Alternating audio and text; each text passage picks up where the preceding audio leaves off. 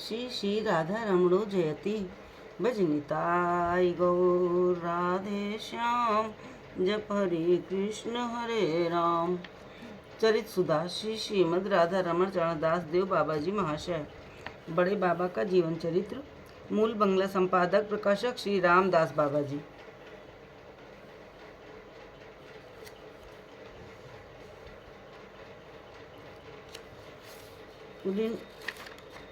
कुलीन बाबू से मिलन। श्री बाबा जी महाशय के मुख से जगन्नाथ भगवान की सुंदर मनोमुग्धकारी विवरण श्रवण कर सबको बड़ा आनंद हुआ। आहार आदि के पश्चात श्री बाबा जी महाशय और उनके साथियों ने विश्राम किया। मैं उस रात उनके पास ही रहा। दूसरे दिन प्रभात में बाबा जी महाशय अपनी मंडली के साथ बैठे थे। मैं उनके आहारात की व्यवस्था में कुछ व्यस्त था, किंतु बीच बीच में अवसर पाकर उनके निकट बैठ जाता था।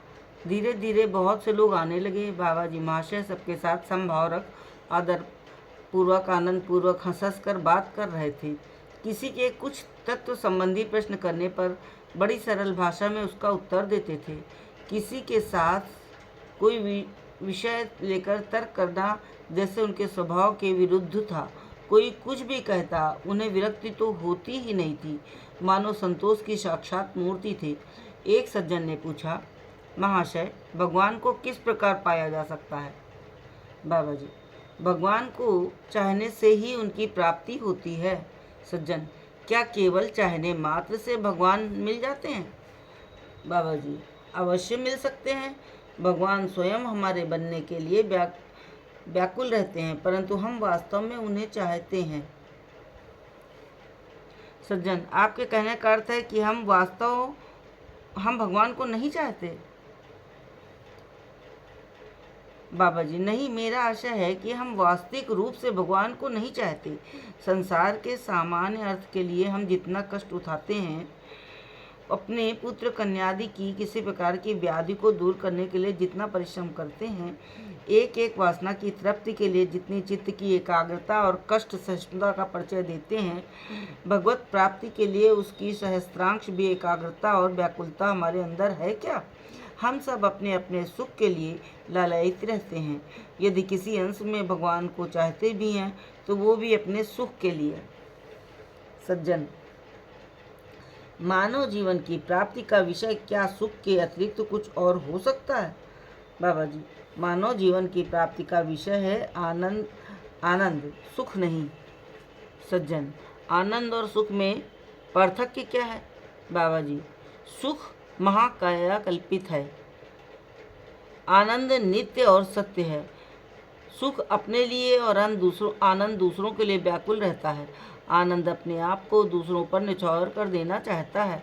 सुख प्रभु बनना चाहता है। आनंद दासानुदास बनने के लिए लालायित रहता है। सुख को सदा कुछ खो देने का भय रहता है। आनंद अपना सर्वस्व भी अकुंठित भाव से वितरण कर तृप्ति लाभ करता है। सुख धूल और मिट्टी से सदा संकुचित होता है। बाधा विघ्नों से अपनी रक्षा करने के लिए अति व्यस्त रहता है। आनंद धूल में लोट लोट कर संसार की सभी बाधाओं और विपत्तियों को चूर्ण विचूर्ण कर आनंद में परिणित करता है। सुख सुधा के लिए लालयित रहता है। आनंद दुख रूपी विष कंठ में धारण कर सदाशिव की भांति आनंद में निमग्न रहता है। सारांश ये है कि सुख स्वार्थ पर है और आनंद निस्वार्थ। सज्जन, आनंद प्राप्त करने का उपाय क्या है? भगवान नाम संकीर्तन ही आनंद और भगवत प्राप्ति का उपाय है। यह मेरा अपना मत नहीं है। सनातन आर्य शास्त्रों ने उच्च कंठ से यही घोषणा की है। कृते यद ध्यायतो विष्णु त्रेतायाम यजतो मखई द्वापरे परिचर्यायाम कलौ तद्वरि कीर्तनात्। सज्जन, किसी शास्त्र में अवश्य ऐसा लिखा है, किंतु शास्त्र अनंत हैं, पथ और भी अनंत हैं। नाम संकीर्तन भी उनमें एक पथ हो सकता है। बाबा जी, ऐसी बात नहीं।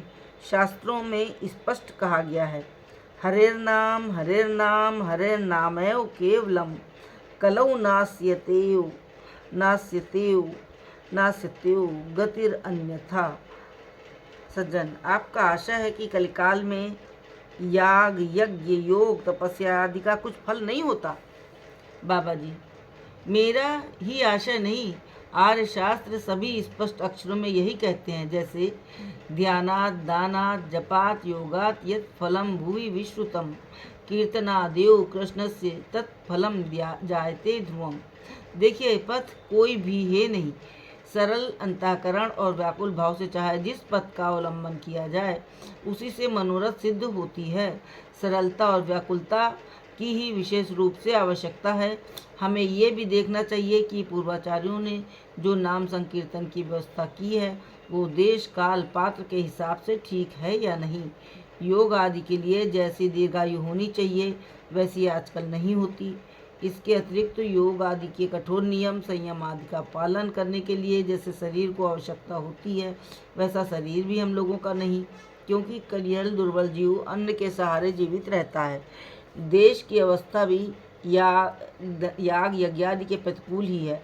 काल के प्रभाव से यज्ञ द्रव्य, याजिक ब्राह्मण और विशुद्ध मंत्रादिकों का नितांत अभाव है। देशवासी सब स्वार्थ परायण, मोहांध, कामासक्त और पापोन्मुख हो रहे हैं। आजकल की उच्च शिक्षा का फल नास्तिकता ही दिख रही है। ऐसी अवस्था में ध्यान, यज्ञ, परिचर्या आदि कहाँ तक हमारे अनुकूल होंगे? सहज ही समझ सकते हैं। हमारे त्रिकालज्ञ और परहितरत महर्षियों ने ऐसी अवस्था में हमारे कल्याण के लिए नाम कीर्तन रूपी महाऔषधि की व्यवस्था की है।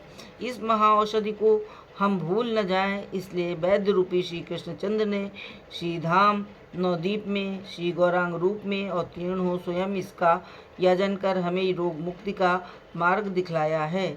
हम यदि ठीक ठीक विचार कर देखें तो हमारा जीव रूप से अपना परिचय देना ही भूल है, क्योंकि जीव नित्य कृष्णदास है। यह विश्वास और अनुभूति जब तक नहीं है, तब तक वास्तव में हम जीव भी नहीं हैं। वास्तव में हमें ये विश्वास और अनुभूत नहीं है। हमारी ये घोर दूर अवस्था देख परम दयालु निताई चांद ने कहते कहते चक्षु आरिक्तम और सर्वांग कटित हो गया। जीव के द्वार पर जा जाकर रोते पीटते हुए भी विनय और आग्रह पूर्वक हाथ पर जोड़कर उन्हें हरिनाम महाऔषधि दी है, परंतु हम इतने विकारग्रस्त हैं कि कभी भूल से भी उस औषधि का सेवन करना नहीं चाहते और न ऐसे परम दयालु आयाचित कृपाकारी वैद्य के निकट कृतज्ञता ही स्वीकार करना चाहते हैं। धिक्कार है हमारे जीवन को, और क्या कहूँ। हम हैं घोर पापासक्त, अधर्म परायण, कामना वासना किंकर, दुर्बल कलिहल जीव। एकमात्र हरिनाम ही है हमारे परित्राण का उपाय। सज्जन, आप यदि विरक्त न हो तो एक प्रश्न करूं? बाबा जी, स्वच्छंद होकर पूछिए। मेरे विरक्त होने का कोई कारण नहीं। मेरा परम सौभाग्य कि आज आप लोग मुझसे भगवत आलाप कर रहे हैं। सज्जन, एकमात्र हरि नाम कीर्तन ही यदि उद्धार का पथ है, तो शास्त्रोक्त अनंत मत और विभक्ति विभिन्न संप्रदायों की नाना देव देवियों की उपासना का कोई प्रयोजन ही नहीं रहता। ऋषियों की बनाई हुई सभी विधियां निरर्थक और निर्मूल हो जाती हैं। बाबा जी, क्यों? आपकी ये धारणा कैसी हुई? सज्जन, आपने ही तो कहा हरे नाम हरे नाम हरे नाम केवलम कलो नास्त्यो नास्त्यो नास्त्यो गतिर अन्यथा। यदि यही बात है तो शास्त्र अनुमोदित सौर, शाक्त, शैव, गणपत्य प्रभृति विभिन्न उपासनाओं का क्या प्रयोजन है? आपकी बात से ही तो यही जान पड़ता है कि आपका बताया पथ ही प्रकट पथ है और अन्य देव देवियों की उपासना ही कोई आवश्यकता नहीं है। क्या सनातन हिंदू शास्त्रों का भी यही अभिमत है? बाबा जी, नहीं, मैंने ऐसा तो नहीं कहा।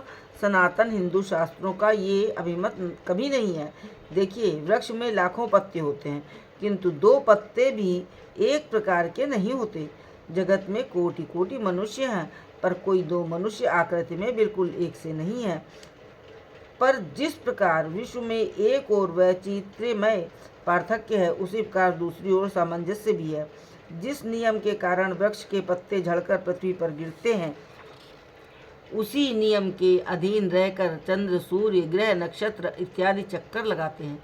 जिस मानव जाति के लोग अपने अपने स्वरूप, स्वभाव, भाव, इच्छा और अहंकार के वशीभूत हो विभिन्न पथों पर संसार में विचरण करते हैं, उसी मानव जाति के सभी विभिन्न पथगामी लोग एक ही स्थान पर जाना चाहते हैं, क्योंकि सभी का एकमात्र लक्ष्य है आनंद। इसलिए इस जगत में एक ही ईश्वर की, एक ही शक्ति के दो प्रकार के खेल दिख पड़ते हैं। एक है आकर्षण, दूसरा विकर्षण। एक है केंद्रानुगुक, दूसरा है केंद्रातीत, अर्थात एक खींचना दूसरा छोड़ना। एक का धर्म है अनंत व चित्र का विकास, दूसरे का धर्म है अनंत व चित्त के उद्दाम उल्लास को एक परिपूर्ण सामंजस्य में मिला देना। इसलिए यदि इस विश्व के समस्त नियमों की विषयों की आमूल पर्यालोचना की जाए तो वह चित्र में एक और द्वैत में अद्वैत अर्थात अपूर्व मिलन दिख पड़ेगा। यही है प्रकृति का नियम। एक से अनेक होकर लीला करना ही लीलामय का लीला माधुर्य है। जिस शास्त्र या धर्म में इस नियम का व्यतिक्रम है वो शास्त्र या धर्म यथार्थ नहीं हो सकता।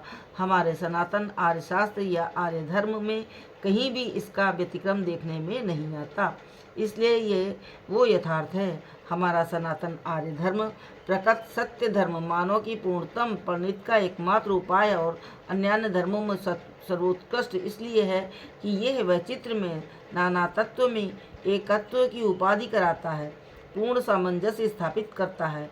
इसमें अनेक संप्रदाय होते हुए भी सबका उद्देश्य एक ही है, सच्चिदानंद गोविंद की उपलब्धि। शास्त्रों ने जो नाम संकीर्तन को ही कलिकाल में जीवों के कल्याण का एकमात्र उपाय बतलाया है, उससे हमें समझना चाहिए कि वो कोई निर्दिष्ट सांप्रदायिक नाम नहीं है। जिस प्रकार शास्त्रों ने सतयुग का एकमात्र धर्म ध्यान बतलाया है, पर ध्यान से किसी एक रूप के ध्यान का तात्पर्य नहीं है और सतयुग के महर्षि वृंद एक ही रूप का ध्यान न कर शत शत विभिन्न देवताओं का ध्यान करते हैं। और जिस प्रकार त्रेता का एकमात्र धर्म यज्ञ होने पर भी शास्त्रों में अनेक प्रकारों के यज्ञों की प्रथा देखने में आती है, उसी प्रकार कलिकाल का एकमात्र धर्म नाम संकीर्तन होते हुए भी किसी विशिष्ट संप्रदाय के नाम से नाम संकीर्तन का संबंध नहीं है। शास्त्रों का तात्पर्य केवल इतना ही है कि कलयुग की अवस्था अनुरूप व्यवस्था नाम संकीर्तन ही है, ध्यान योग यज्ञादि नहीं।